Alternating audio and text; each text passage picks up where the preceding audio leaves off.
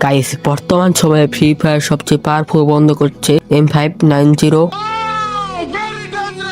কিন্তু তুমি কি M590 ভালোভাবে চালাতে পারো না? তাহলে এই ভিডিওটা তোমাদের জন্য খুব ইম্পর্টেন্ট।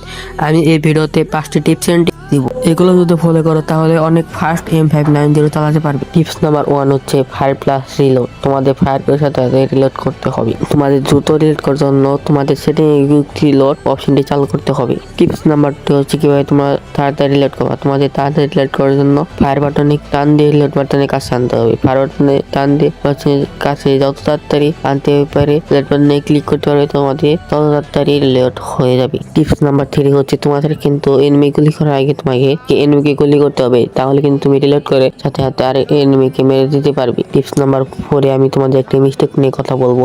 তোমরা কিন্তু ফায়ার করার সময় কিন্তু অতিরিক্ত লাফে ক্লিক করো, তাতে কিন্তু তোমাদের একুরেসি কমে যায় এবং তোমাদের এম লক হয় না, এতে কিন্তু তোমরা মরে যাওয়ার সময় বেশি, তাই তোমরা অতিরিক্ত লাভ দিবে না। এই টিপস নাম্বার 5টা টুর্নামেন্ট প্লেয়াররা বেশি ইউজ করে। এই টিপস নাম্বার 5 তোমাদের ফায়ার বাটনকে ডানে বামে ঘোরাতে হবে, অর্থাৎ তোমাদের যে পাশে এনিমি থাকে তোমাদের ওই পাশে টান দিতে হবে। তোমাদের যদি বামে এনিমি থাকে তাহলে তোমরা বাম দিকে ফায়ার করবে। ভিডিওটা ভালো লাগলে অবশ্যই লাইক, কমেন্ট এবং সাবস্ক্রাইব করে দেবে।